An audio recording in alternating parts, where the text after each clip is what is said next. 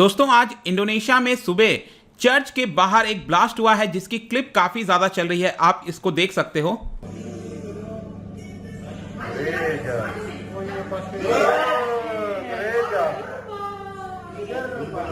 तो बेसिकली यहां पर बताया जा रहा है कि ये जो ब्लास्ट है सुसाइड अटैक किया गया था। दो लोग बाइक पर चढ़कर आए थे और चर्च के अंदर घुसने की कोशिश कर रहे थे और उसी समय जो गार्ड्स हैं उन्होंने रोकने की कोशिश की और यहां पर आपको ये ब्लास्ट देखने को मिल रहा है। देखिए यहां पर कई सारे जो सोर्सेज मुझे मिले हैं यहां पर जब मैं इसके बारे में सर्च कर रहा था। अभी के लिए कुछ जगह बताया जा रहा है कि वुंड हुए हैं, चोट लगी है, काफी गंभीर हालत में है। कुछ जगह यहां पर खबर आ रही थी कि 10 लोगों की मृत्यु हो गई है। मैं उसके ऊपर नहीं जाऊंगा, लेकिन इस वीडियो में सबसे पहले तो इस अटैक के बारे में हम जानेंगे, लेकिन जिस तरह से जो इस्लामिक स्टेट है उसका एक्सपेंशन किस तरह से हुआ है साउथ ईस्ट एशिया के अंदर, वो मैं आपको यहां पर बताने की कोशिश करूंगा। चलिए आगे बढ़ते हैं। मैं हूं अंकित अग्रवाल और अपडेट के लिए आप मुझे फॉलो कर सकते हैं इंस्टाग्राम, फेसबुक और ट्विटर पर। मेरे लेक्चर की हर पीडीएफ आपको फेसबुक पर तो मिलेगी ही, प्लस साथ में आप मेरा टेलीग्राम चैनल ज्वाइन कर सकते हैं by searching Ankit Agarwal official. और जैसा कि आपको पता है कि यूपीएससी का एग्जाम आने वाला है, अगर आप 2021 या फिर 22 की तैयारी कर रहे हैं तो आप हमारे जो यूपीएससी कोर्स हैं उसको ज्वाइन कर सकते हैं, जहां पर कॉम्प्रिहेंसिव वे में स्टैटिक प्लस करंट सभी चीजें आपको उपलब्ध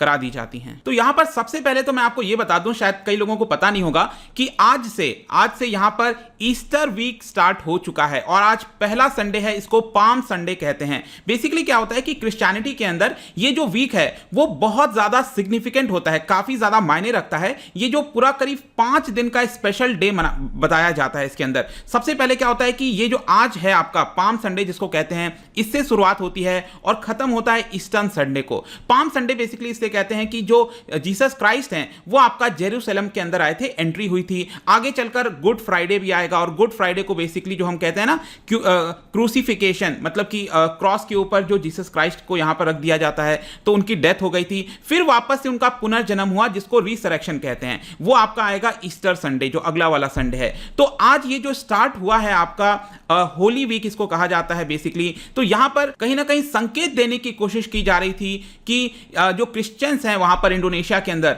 वो कहीं ना कहीं सुरक्षित नहीं है। और आज के डेट में आप देख सकते हो कि एक्सप्लोजन हुआ है। और इस अटैक के बारे में मैं आपको बताऊं तो आज सुबह करीब 10:30 बजे, वहां का जो लोकल टाइम था 10:30 बजे ऐसा बताया गया, 2 लोग मोटर बाइक पर आए और चर्च के अंदर एंटर करने की कोशिश की और यहां पर बॉम्ब ब्लास्ट कर दिया। सुसाइड अटैक था एक तरह का। जो प्रीस्ट थे उन्होंने भी इस चीज को देखा, तो इसकी वजह से जो चर्च के ऑफिशियल्स हैं उनको भी चोट आई है। 14 लोग यहां पर ऑलरेडी घायल हो चुके हैं बुरी तरह से। एग्जैक्टली इंडोनेशिया के अंदर यह अटैक कहां पर हुआ है, आपके ज्योग्राफी पॉइंट ऑफ व्यू से इंपॉर्टेंट हो जाता है। तो आपको पता होगा जो इंडोनेशिया है उसमें बहुत सारे आपको आइलैंड्स मिलेंगे, लेकिन जो 3 मेन आइलैंड्स हैं अक्सर आप इसके बारे में सुनते होंगे। ये वाला जो है ये सुमात्रा आइलैंड है, इधर आपका जावा है, जावा में ही आपको इधर जो कैपिटल है जकार्ता वो देखने को मिलेगा। और ऊपर जो आप देख रहे हो ये है आपका बोर्नियो आइलैंड। बोर्नियो आइलैंड में जैसा कि आप देख सकते हैं 3 देश आते हैं। एक तो ये बड़ा वाला हिस्सा इंडोनेशिया का है, फिर ये मलेशिया का हिस्सा और छोटा सा ब्रुनई आपको देखने को मिलता होगा। लेकिन इसके अलावा भी छोटे छोटे कई सारे आइलैंड्स हैं। और यहां पर आप देखोगे ये वाला जो आइलैंड है इसको कहा जाता है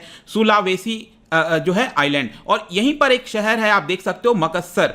इस शहर के अंदर ही ये जो मैंने आपको वीडियो दिखाया था, वहां पर चर्च के बाहर जब लोग अपनी प्रेयर्स वगैरह करके जा रहे थे उसी समय यहां पर जो अटैकर्स हैं, जो सुसाइड बॉम्ब जिन्होंने किया, उसकी वजह से काफी लोगों को चोटें आई हैं। लेकिन इंडोनेशिया के अंदर ऐसा नहीं है कि ये कोई पहली बार आपको देखने को मिलेगा। जो चर्च अटैक है इंडोनेशिया में कई बार टारगेट किया हुआ है, क्योंकि इंडोनेशिया एक तो आपको पता होना चाहिए कि मुस्लिम मेजॉरिटी नेशन है ये, और सबसे ज्यादा मुस्लिम आपको इंडोनेशिया के अंदर ही देखने को मिलेंगे।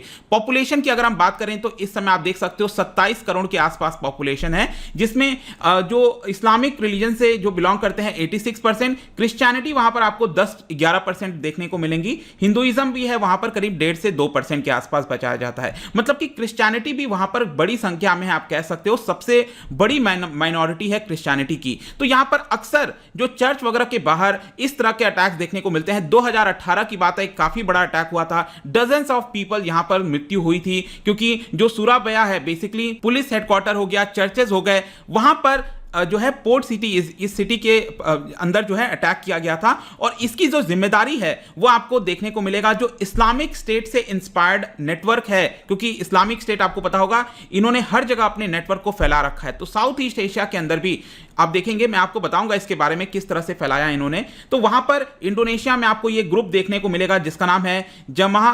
अंशरुद्दौला ग्रुप, जमा अंशरुद्दौला ग्रुप, JAD ग्रुप कहा जाता है। तो इनके द्वारा ये कराया गया था 2018 वाला भी। और आज वाला जो अटैक है अभी तक किसी ने इसको रिस्पॉन्सिबिलिटी नहीं ली है, लेकिन कहीं ना कहीं इसी से लिंक करके देखा जा रहा है, क्योंकि ऑब्वियस सी बात है आज एक होली दिन है, यहां पर जो है पाम संडे है, इसकी वजह से यहां पर डायरेक्टली इन्हीं का लिंक होगा ऐसा बताया जा रहा है। लेकिन जो इस्लामिक स्टेट है साउथ ईस्ट एशिया में, इसका भी काफी ज्यादा इंटरेस्टिंग कहानी है। मैं आपको बताऊं सबसे पहले कि इस्लामिक स्टेट का जो विस्तार है वो आपका अभी रिसेंट ईयर्स में ही देखने को मिला है, पिछले 4-5 वर्षों से। पहले इतना ज्यादा वहां पर था नहीं। बेसिकली बताया जाता है कि 2015 में इंडोनेशिया हो गया, मलेशिया हो गया, सिंगापुर हो गया, सभी ने एक तरह से वार्निंग दे दी थी साउथ ईस्ट एशिया में जो इस्लामिक स्टेट है वो फैलता जा रहा है। बेसिकली उन्होंने ये बोला था कि क्वेश्चन ये नहीं है कि क्या अटैक होगा कि नहीं होगा, उनको कहीं ना कहीं पता था इन सभी देशों को कि अटैक जल्दी होने वाला है, लेकिन यह अटैक कब होगा, क्या अभी होगा, 6 महीने बाद होगा, 2 साल बाद होगा, यह सबसे बड़ा क्वेश्चन था। और आप देख सकते हो कि 2015 में इसकी बातचीत चल रही थी, ठीक 2016 में जनवरी 2016 में सीरीज ऑफ एक्सप्लोजन, जो कैपिटल है इंडोनेशिया की जकार्ता, वहां पर एक्सप्लोजन, शूटिंग्स, इस तरह के मामले सामने आए थे। और पहली बार पूरे साउथ ईस्ट एशिया में, इंडोनेशिया में अगर आप देखोगे तो इस्लामिक स्टेट का पहला अटैक आपको यहीं पर देखने को मिलेगा। तो मतलब कि 2016 से इनकी शुरुआत हो जाती है अटैक करने की। और वो वाली भी जो जिम्मेदारी है, ये जो मैंने आपको ग्रुप बताया था जेमा अंशरुद्दौला, जो मिलिटेंट ग्रुप है, इन्हीं के द्वारा ये रिस्पॉन्सिबिलिटी ली गई थी। ये कहीं ना कहीं आपका जो इस्लामिक स्टेट है उससे अलायंस रखते हैं। और जब यहां पर एक बार शुरुआत हो गई इंडोनेशिया में, उसके बाद साउथ ईस्ट एशिया में, चाहे फिलीपींस हो, कई जगह यहां पर इनके द्वारा वायलेंस देखने को मिला है। इनफैक्ट इंडोनेशिया के अंदर मैं बताऊं तो सबसे बड़ा जो अटैक हुआ था वो इस्लामिक स्टेट के दौरान नहीं, लेकिन 2002 में भी अगर आप देखोगे तो जो इस्लामिस्ट मिलिटेंसी है उनके द्वारा यहां पर किया गया था, जिसमें 200 से ज्यादा लोगों की मृत्यु हुई थी। उसमें सबसे ज्यादा फॉरेनर्स थे। इंडोनेशिया आपको पता है बाली और कई जगह लोग घूमने जाते हैं, तो जो टूरिस्ट नाइट लाइफ डिस्ट्रिक्ट है वहां पर यह पूरा अटैक देखने को मिला था। इनफैक्ट इंडोनेशिया के बारे में अगर आप जानना चाहते हो तो यह पूरी टाइमलाइन दी गई है कि 2002, 2003, 4, 5, 9, फिर 2016 से जो इस्लामिक स्टेट से रिलेटेड जो बॉम्बिंग्स है वो आपको यहां पर लगातार देखने को मिलेगी। और उसके बाद से आज आपको चर्च के बाहर ये वाला अटैक देखने को मिल रहा है। तो इन सारी चीजों के बीच इंडोनेशिया ने किस तरह से रिस्पॉन्स किया है, क्या रिस्पॉन्ड किया है, तो यहां पर 2002 वाला जो सबसे बड़ा अटैक हुआ था उसके बाद क्रैकडाउन करना, जो एक्सट्रीमिस्ट ग्रुप है इंडोनेशिया के अंदर उसके ऊपर क्रैकडाउन करना स्टार्ट किया गया। कई सारे कदम उठाए गए, जैसे अरेस्ट किया गया, कई लोगों को मारा भी गया। इसके अलावा जो डी रेडिकलाइजेशन प्रोग्राम्स होते हैं उसको चलाया गया, ताकि इंडोनेशिया के अंदर जो सिटीजन्स हैं, लोग हैं, उनके माइंडसेट को कहीं ना कहीं बदला जाए। जो लोग बेरोजगार हैं यहां पर उनको इनकम प्रोवाइड करने की कोशिश की जाए। तो इस तरह की कोशिश की गई थी। और अभी तक अगर आप देखोगे तो 800 से ज्यादा मिलिटेंट्स को यहां पर जेल में रखा गया है, 100 से ज्यादा लोगों को मार दिया गया है ऑलरेडी वहां की फोर्सेस के द्वारा। लेकिन अभी भी बताया जा रहा है कि बहुत ज्यादा इससे सक्सेस हासिल नहीं हुआ था। ऑल्दो यहां पर कह सकते हैं कि कई सारे ऐसे केसेस हो सकते थे, लेकिन सर्वेलेंस के माध्यम से यहां पर उसको रोका गया है। क्योंकि आप फोर्सेस के नजरिए से देखेंगे तो बहुत ज्यादा मुश्किल होता है। जो पुलिस फोर्सेस होती हैं, जो इंटेलिजेंस फोर्सेस होती हैं, उनको कहीं ना कहीं 100% करेक्ट होना पड़ता है। एक बार भी अगर वो चूक जाते हैं तो यहां पर फेलियर जैसा माना जाता है। लेकिन जो टेररिस्ट होते हैं उनको बस एक बार सक्सेस चाहिए और वो अपने जो वो हासिल करना चाहते हैं उसमें एक तरह से कामयाब हो जाते हैं। तो यहां पर अगेन इंडोनेशिया के अंदर अगर आप देखोगे तो कोशिश तो काफी किया गया है, लेकिन अभी भी बहुत ज्यादा सक्सेस नहीं मिला है।